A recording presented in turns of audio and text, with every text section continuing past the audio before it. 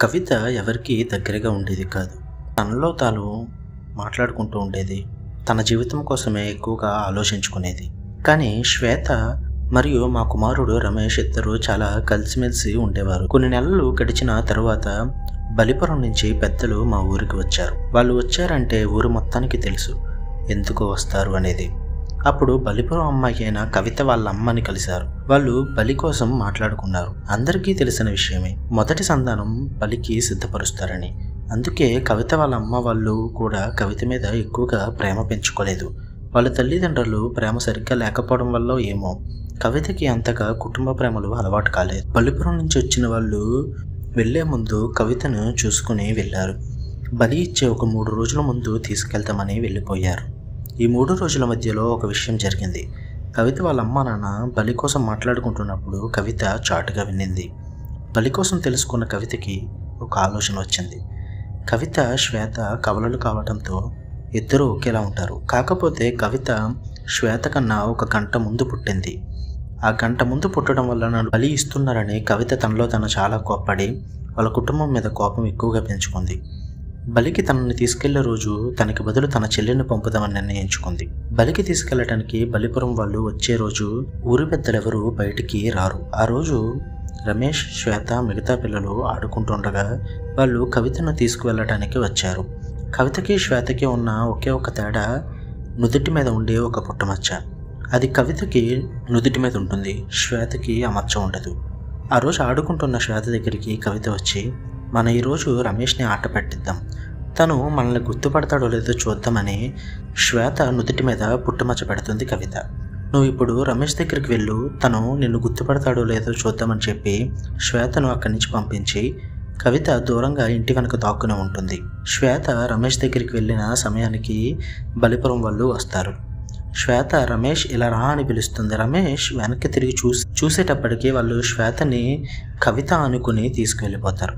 అది చూసి భయపడిన రమేష్ వెంటనే వాళ్ళ ఇంట్లో చెప్తామని అటు పరిగెడుతుండగా కవిత వాడిని ఆపి జరిగింది కనుక్కొని, ఏం తెలియనట్టు విషయం మొత్తం కనుక్కొని రమేష్ని నువ్వు మీ ఇంటికి వెళ్ళు, నేను అమ్మ వాళ్ళతో మాట్లాడతాను అని చెప్పి మా వాడిని ఇంటికి పంపింది. ఇంటికి వచ్చిన రమేష్ నాకు మొత్తం జరిగింది చెప్పాడు. నేను అది విని భయపడి వెంటనే కవిత వాళ్ళ అమ్మ దగ్గరికి పరిగెత్తాను. నేను వాళ్ళ ఇంటికి వెళ్ళేసరికి లోపల గొడవ జరుగుతుంది. నేను బయట నుంచి వింటున్నా. కవిత వాళ్ళమ్మ కవిత మీద అరుస్తూ ఉంది. వాళ్లతో చెల్లిని పంపించావని గట్టిగా అడిగింది. అందుకు కవిత, అంటే చెల్లికి బదులు నేను చచ్చిపోతే మీరు హ్యాపీగా ఉంటారా అని అడిగింది. నేను దానికన్నా గంట ముందు పుట్టిన పాపానికి నన్ను బలివ్వటానికి సిద్ధమయ్యారు, అందుకే మీరు చిన్నప్పటి నుంచి నా మీద ప్రేమ చూపించలేదు, అసలు చనిపోవలసింది నేను కాదు మీరు అని అంటుంది కవిత. అది విన్న కవిత వాళ్ళ నాన్న కవితని కొడతాడు. అందుకు కవిత చాలా కోప్పడి ఇద్దరిని తిట్టి అక్కడి నుంచి బయటికి వెళ్ళిపోయింది. కవిత బయటికి వెళ్ళగానే నేను వాళ్ళ అమ్మ వాళ్ళతో మాట్లాడడానికి లోపలికి వెళ్ళి జరిగింది మొత్తం మాట్లాడుకున్నాం. మేము వెంటనే బలిపురం బయలుదేరి ఆ బలి ఆపుదామని అనుకున్నాం. అయితే కవిత వాళ్ళ అమ్మ వాళ్ళు నన్ను వెంటనే వెనక్కి వెళ్ళి రమేష్ని ఇక్కడ ఉంచకుండా రమేష్ని కూడా తీసుకుని రమ్మన్నారు. అయితే నేను వాడిని తీసుకుని వద్దామని చెప్పేసి ఇంటికి బయలుదేరాను. అక్కడి నుంచి ఇంటికి వెళ్ళి చూశాక నాకు రమేష్ కనిపించలేదు. చుట్టుప్రక్కల అన్ని చోట్ల వెతికాను కానీ రమేష్ నాకు కనిపించలేదు. నాకేమైందో అర్థం కాలేదు. మరలా తిరిగి కవిత వాళ్ళ అమ్మ వాళ్ళ దగ్గరికి వెళ్ళి మాట్లాడదామని వెళ్ళాను. అక్కడికి వెళ్ళి చూసేసరికి ఆ ఇల్లు మొత్తం తగలబడిపోతుంది. చుట్టూ జనాలు ఇంటిని ఆర్పడానికి ప్రయత్నిస్తున్నారు. లోపల నుంచి కేకలు వినిపించాయి నాకు. వాళ్ళని కాపాడదాం అనుకున్నాం కానీ ఎవరి వల్ల అవ్వలేదు. ఇప్పటికే ఇల్లు మొత్తం తగలబడిపోయింది. కవిత వాళ్ళ అమ్మ నాన్న ఆ మంటల్లో కాలి చనిపోయారు. అక్కడ ఏం జరిగిందో కూడా మాకు అర్థం కాలేదు. ఆ మంటలు ఎలా పుట్టుకున్నాయో కూడా ఎవ్వరికీ తెలియదు. నేను వెంటనే కవిత కోసం వెతికాను. కవిత దూరంగా ఉన్న అడవి దగ్గర కూర్చుని ఉంది. నేను కవిత దగ్గరికి వెళ్ళి మీ అమ్మ నాన్నల మంటల్లో కాలిపోయారని చెప్పాను. కవిత దగ్గర నుంచి ఒక బాధపడుతున్నట్టు కానీ పశ్చాత్తాపడుతున్నట్టు కానీ ఏమీ తన ముఖంలో నేను చూడలేదు. ఆ విషయం తెలిసాక కవిత ఇంకా సంతోషంగా కనిపించింది. ఆ ముఖంలో సంతోషం నేను చూసి బాగా భయపడ్డాను. నాకు అప్పుడర్థమైంది అదంతా కవితనే చేసిందని చెప్పేసి. నాకు భయం వేసి నేను అక్కడి నుంచి వాళ్ళ అమ్మమ్మకి జరిగిందంతా చెప్తామని నేను అక్కడి నుంచి పారిపోయాను. కవిత దగ్గర నుంచి పారిపోయి వాళ్ళ అమ్మమ్మ వాళ్ళ దగ్గరికి వెళ్ళాక వాళ్ళ అమ్మమ్మకి జరిగింది మొత్తం చెప్తున్న సమయంలో కవిత అక్కడికి వచ్చింది. కవిత అక్కడికి వచ్చి మాతో ఎలా అన్నది, అక్కడ జరిగింది కానీ మీరు చూసింది కానీ ఊర్లో ఎవరికి చెప్పినా మీకే ప్రమాదం, ఎందుకంటే బయట కంప్లైంట్లు ఇవ్వలేరు, ఎందుకంటే మీరు చేసింది కూడా తప్పే, బలి ఇవ్వడం అన్నది నేరం కాబట్టి పోలీసులు అందరినీ శిక్షిస్తారు కనుక మీరు పోలీసులకి చెప్పలేరు, ఊరు మొత్తం ఇబ్బందులు పడుతుంది కాబట్టి. అలా అని చెప్పి మీరు బలి ఆపడానికి వెళ్ళడానికి కూడా నేను ఒప్పుకోను. ఎందుకంటే నీ కొడుకు రమేష్ నా దగ్గర ఉన్నాడు. ఇప్పుడు ఆ బలి అయ్యేంత వరకు నీ కొడుకు నేను విడిచిపెట్టను. ఆ బలి పూర్తయిన తర్వాత నేను క్షేమంగా ఉన్నాను అనుకున్నాక నీ కొడుకుని విడిచిపెడతాను. అప్పటి వరకు మీరు నోరు తెరవకుండా ఇలాగే ఉండండి అని చెప్పి అక్కడి నుంచి వెళ్ళిపోయింది కవిత.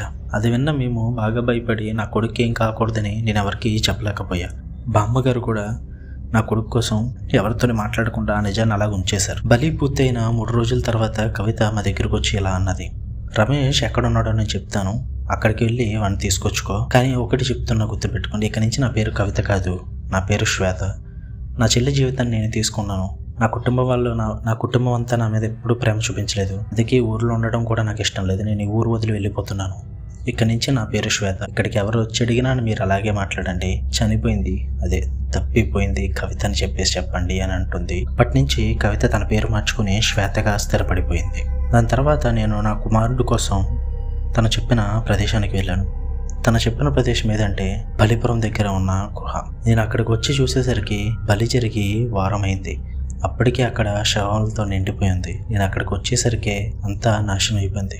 అక్కడే నా కుమారుడి శవాన్ని కూడా నేను చూశాను. చాలా బాధపడ్డాను. కవిత మీద చాలా కోపం వచ్చింది నాకు. అప్పటి నుంచి తన కోసం వెతుకుతున్నాను కానీ నాకు దొరకలేదు. అందుకే ఇప్పుడు తన పేరు చెప్పగానే నేను అంత భయపడ్డాను అని చెప్పేసి అంటాడు రాజీవ్తో బసవయ్య.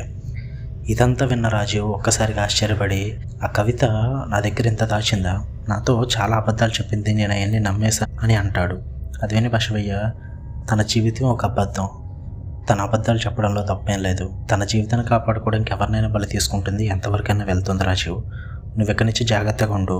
అయితే ఇదంతా విన్న రాజు కవిత గురించి బాగా తెలుసుకుని అక్కడి నుంచి బయలుదేరతాడు. ఇది ఇలా ఉండగా కవిత తన బాయ్ ఫ్రెండ్ అయిన రాహుల్ చనిపోయిన తర్వాత కవిత చాలా కోపడుతుంది. తన చెల్లి అయిన దయ్యాన్ని ఆపటానికి తను అన్నీ సిద్ధపరచుకుంటుంది.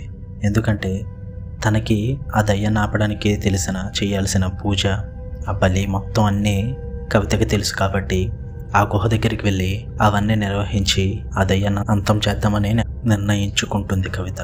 అయితే అక్కడి నుంచి బయలుదేరి ఆ గుహకు వెళ్తుంది.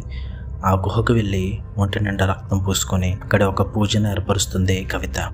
ఆ దయ్యాన్ని అంతం చేయాలంటే ఒక మనిషిని బలి ఇవ్వాలి కాబట్టి ఆ బలి కూడా బలిపురం వ్యక్తి అయి ఉండాలి కాబట్టి ఆ బలిలో రాజీవ్ని బలి ఇద్దామని నిర్ణయించుకుంటుంది కవిత. అయితే ఆ గుహ దగ్గర నుంచి కవిత రాజీవ్కు ఫోన్ చేసి శ్వేత నన్ను చంపాలని చూస్తుంది, ఇక్కడికి వచ్చి నన్ను కాపాడు అని అంటుంది. అయితే వెంటనే రాజీవ్ ఇలా అంటాడు, నువ్వు చనిపోయినా నాకేం ఇబ్బంది లేదు, నీ గురించి మొత్తం నేను తెలుసుకున్నాను, మీ బామ్మగారు అండ్ బసవయ్య ఇద్దరు నాకు జరిగింది మొత్తం చెప్పారు, నువ్వు చనిపోవడమే నాకు కావాలి, అందరి జీవితాన్ని నువ్వు నాశనం చేసావు, నీ చెల్లి జీవితాన్ని నాశనం చేసావు, నీ చెల్లి నీ మీద పగ తీర్చుకున్నదే తన పోదక్కడి నుంచి, అందుకని నువ్వు చనిపోయినా నేనేమి బాధపడను, నీ చావు నువ్వు చావు అని చెప్పాను అంటాడు. అది విని వెంటనే కవిత ఇలా అంటుంది, నిన్ను మర్యాదకి ఇక్కడికి రప్పిద్దామనుకున్నా, నా గురించి మొత్తం తెలుసుకున్నాక నేను నిజం చెప్పి రప్పిస్తాను. ఇప్పుడు నేను శ్వేతని, అదే నా చెల్లి దయ్యాన్ని చంపడానికి పూజ నిర్వహిస్తున్నాను, ఖచ్చితంగా దాన్ని చంపేస్తా, దాని తర్వాత నిన్ను, దాని తర్వాత బామ్మని, ఆ తర్వాత బసవయ్యని, ఎవరిని బతికినవను, నా జీవితం కోసం నేను ఏదైనా చేస్తాను అంటుంది కవిత. ఇది విని రాజీవ్, ఎందుకు పిచ్చిదాన్ని ఇలా చేస్తున్నావు, నువ్వు అలా చేసి ఏమి సాధించేది ఏముండదు, అయినా నువ్వు శ్వేతను ఎదుర్కొనలేవు అని చెప్పేసి అని అంటాడు. వెంటనే కవిత, నేను తను ఎలా ఎదుర్కోవాలో నాకు తెలుసు, నేను ఇప్పుడు నీ ఇంటికి బయలుదేరుతున్నా గుహ నుంచి, నీ ఇంట్లో తన ఫోటో ఉంది కదా, ఆ ఫోటోతో దాన్ని ఎలా కాపాలో నాకు తెలుసు, నేను అది ఖచ్చితంగా చేసి తీరుతాను అంటుంది. చేసి తీరుతాను చెప్పి కాల్ కట్ చేస్తుంది. వెంటనే రాజు కారు వెనక్కి తిప్పి వాళ్ళ ఇంటి వైపు బయలుదేరతాడు. అయితే కవిత పూజ మొదలు పెడుతుంది. రాజీవ్ ఇంటికి అయితే వెళ్ళదు, ఎందుకంటే రాజీవ్ని ఇక్కడికి రప్పించడానికి కేవలం కవిత అబద్ధం మాత్రమే. ఎందుకంటే అక్కడ ఉన్న ఆ బేస్మెంట్ దగ్గర ఉన్న ఫోటో కవితది, శ్వేతది కాదు. ఆ ఫోటోతో ఉపయోగం ఏమీ ఉండదని కవితకి తెలుసు. అది రాజీవ్కి తెలియక రాజీవ్ కంగారు పడి ఎక్కడ అతను అంతం చేస్తుందేమో మన భయంతో రాజీవ్ వెంటనే మన ఇంటికి వెళ్ళి చూస్తాడు. అక్కడ ఫోటో కనిపించదు, ఎందుకంటే ఆ రోజు బేస్మెంట్ ఓపెన్ చేసిన తర్వాత ఆ ఫోటోని కవిత దగ్గర ఉంచుకుంటుంది, అక్కడ విడిచిపెట్టదు. ఆ ఫోటో కనిపించకపోవడం చేత రాజీవ్ కంగారు పడి వెంటనే గుహకు బయలుదేరతాడు. గుహకు బయలుదేరి ఎంటర్ అయిన రాజీవ్కి ఆ గుహ దగ్గరికి వెళ్ళాక వాళ్ళ అమ్మ చావు, వాళ్ళ నాన్న చావు అన్నీ గుర్తుకొచ్చి బాగా భయపడతాడు. లోపలికి వెళ్తూ రాజీవ్ శ్వేత శ్వేత అని పిలుస్తాడు. ఎవరో పలకరు. లోపలికి వెళ్ళేసరికి వెనక నుంచి ఒక్కసారిగా కవిత రాజీవ్ని తల మీద కొడుతుంది. వెంటనే రాజీవ్ స్పృహ కోల్పోతాడు. కవిత రాజీవ్ని కాళ్ళు పట్టుకుని ఈడ్చుకుంటూ వెళ్ళి ఆ పూజలో పడివేసి రాజీవ్కి చెయ్యి కోసి ఆ రక్తమును పూజ మొత్తం ఆ ముగ్గులో ప్రవహింపచేస్తుంది. అప్పుడు పూజ మొదలెట్టడం ద్వారా శ్వేతని బంధిస్తుంది కవిత. ఇలా బంధించిన కవిత రాజీవ్ను బలికి సిద్ధపరుస్తుంది. బలి ఇచ్చే సమయానికి కవిత వాళ్ళ బామ్మ వచ్చి కవితని అడ్డుకుంటుంది. ఇంకెంతమందిని బలి తీసుకుంటావు, నీలో మార్పు రాదా, రాజీవ్ను విడిచిపెట్టు, కావాలంటే నన్ను బలి తీసుకో అంటుంది. అందుకు కవిత ఒప్పుకోదు. నేను ఇద్దరిని బలి తీసుకుంటేనే శ్వేతను ఆపగలను, లేదంటే నా జీవితాన్ని కాపాడుకోలేను అని అంటుంది. అందుకు శ్వేత బామ్మ, నీకెంత చెప్పినా బుద్ధి రాదు, నేను మార్చాలనుకోవడం నాది తప్పు, నీకు ఎలా కాదు, నువ్వు దయ్యాన్ని అంతమొంచడానికి పూజ అయితే చేస్తున్నావో దానికి విరుద్ధంగా నేను చేస్తాను, ఇదిగో అని చెప్పి నువ్వు ఏ పూజ అయితే చేస్తానో దాన్ని ఎలా అడ్డుకోవాలో నాకు తెలుసు. రాజీవ్ రక్తంలో వేరే రక్తం కలిస్తే పూజ మాత్రం నాశనం అవుద్ది. వెంటనే శ్వేత విడుదలవుతుంది. ఇదిగో నా రక్తాన్ని అందులో చల్లుతానని చెప్పేసి బామ్మ వెంటనే తన చెయ్యి కోసుకున్న ఆ రక్తాన్ని ఆ పూజ వైపు విసురుతుంది. కవిత ఆ రక్తం ఇందులో పడితే పూజ మొత్తం భగ్నమవుతుందని చెప్పి కంగారు పడి దాన్ని ఆపడానికి వెంటనే పరిగెత్తుకుని ఎదరికి దూకుతుంది. అదే సమయానికి రాజీవ్కి మెలకువ రావడం వల్ల రాజు మీద నుంచి దూకుతున్న కవిత కాళ్ళు పట్టుకుని వెనక్కి లాగుతాడు రాజీవ్. అలా లాగడంలో కవిత వెనక్కి పడుతూ పక్కనే ఉన్న బలి ఇవ్వడానికి సిద్ధం చేసిన కత్తి మీద పడి తనకి ఆ కత్తి లోతుగా గుచ్చుకుపోతుంది. కవిత చాలా బాధపడుతూ తన చివరి మాటలు ఎలా అంటుంది, ఎలా అయినా నా జీవితాన్ని సొంతం చేసుకుంటాను, ఇప్పుడు నేను చనిపోవచ్చు, నేను మళ్ళా ఖచ్చితంగా తిరిగి వస్తాను, నా జీవితాన్ని నేను తీసుకుంటాను అని చెప్పి కవిత చనిపోతుంది. కవిత చనిపోవడం చూసిన శ్వేత దయ్యం శ్వేత బాధపడినా కానీ సంతోషపడుతూ అక్కడి నుంచి మాయమైపోతుంది. బామ్మ రాజీవ్ను తీసుకుని హాస్పిటల్కి తీసుకువెళ్తుంది.